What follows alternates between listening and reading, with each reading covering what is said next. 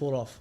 Really? Oh my God. PTSD. Oh my God. I thought it was gonna be a whole nother Arkansas thing where it was like I texted somebody. I was like, man, it's amazing that this is 2 games in a row that I'm watching this game and LSU is playing well and they're losing at half, or they're playing well and you just don't feel like they're gonna pull this off because they were playing great.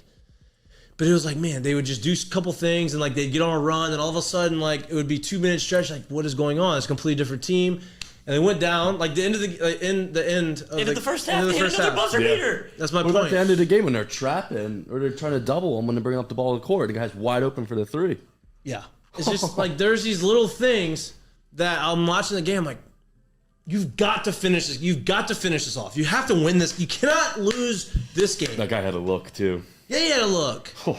Yeah, he did. But they won and they pulled it off. And I was looking. Is LSU a 5 seed in the SC tournament or is it a 6 seed in the SC I tournament? think they're 5.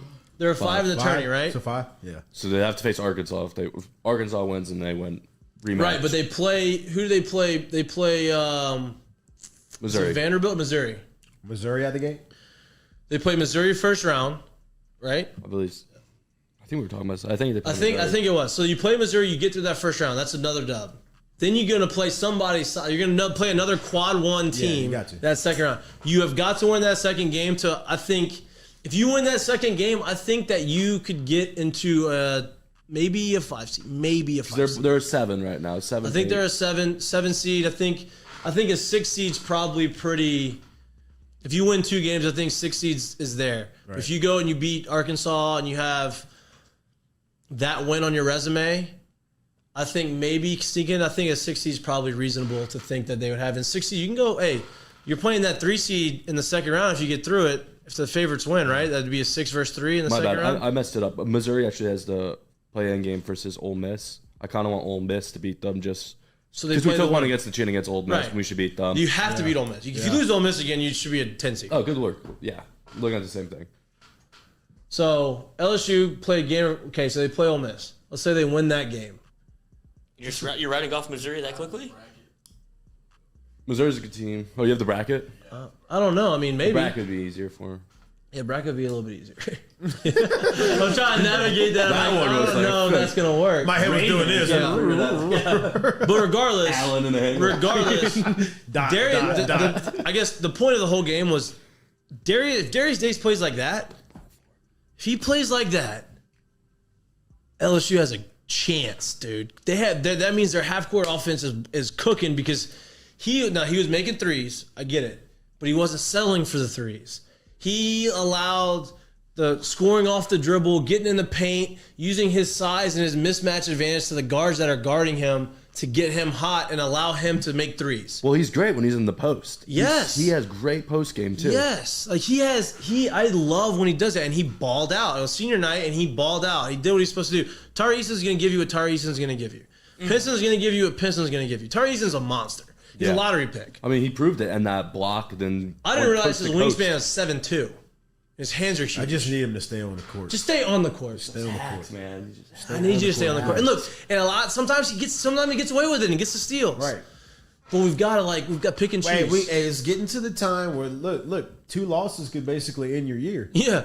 I need you to stay. You gotta be on the court. I just need you to stay on the court. I need you to be on the court and be the baller that you are. Yes. And not have us worrying about having you on this the bench. team is like levels better when he's active. It's the well-oiled like I need him to machine. play. Yeah. Everyone has to, because you don't have the guy who's just like, fuck it, go ice up. We need a bucket. It's a well-oiled machine because if everything's clicking, because the defense is going to play hard. Yeah. Yep. They're going to play well. Because then you get Mwani. If everything's clicking, then Mwani's open. And he could swing it. No and doubt. Can... And half-court offense has looked a little bit better recently. It really has. It hasn't felt as stale, hasn't felt as stagnant, and you're seeing back cuts, you're seeing movement, you're seeing passes in the lane. Like all of those things are going to play out big in the tournament, and I'm happy with how we're playing because they played really well. There we go. Look at that. We're working, boys. We are working. Oh boy, we are working. So you got let's just say whoever wins, Missouri, Ole Miss, either one, whoever wins that game, that's a win for LSU. That puts us in the quarterfinals, right? Against Arkansas.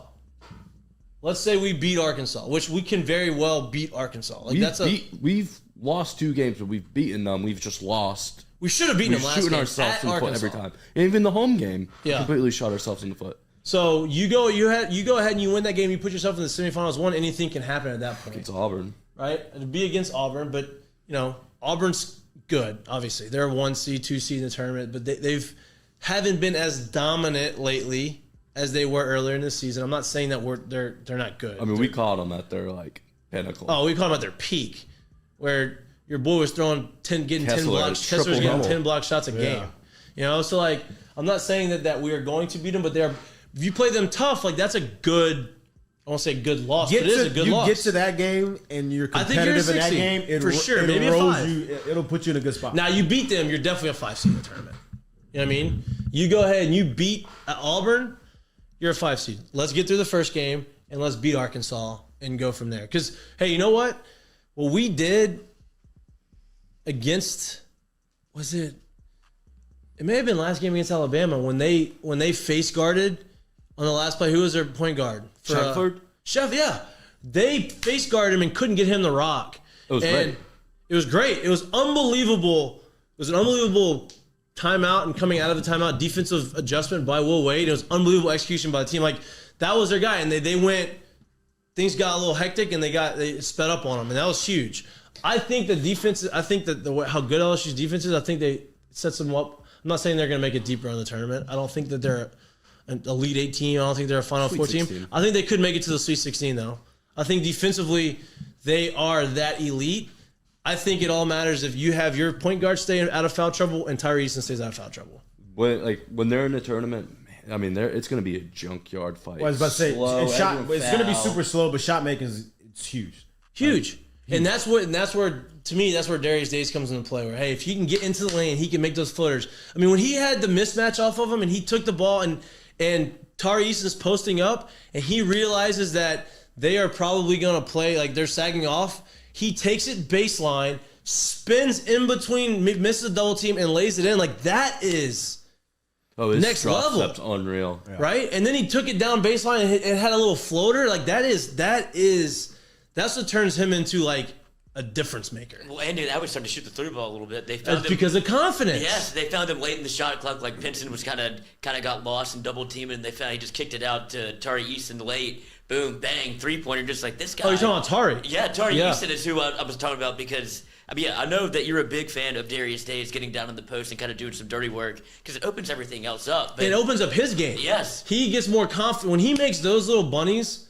And he gets in there and he has those physical and he gets emotional that builds when he does that, I have all the he can shoot it from wherever he wants on the court on Saturday because he's confident enough to do it. Now when he's shooting and he's trying to shoot to get himself out of it, I'm not as confident in him making those shots. He may make a few, but it's not going to look as clean. It's not going to be as in rhythm.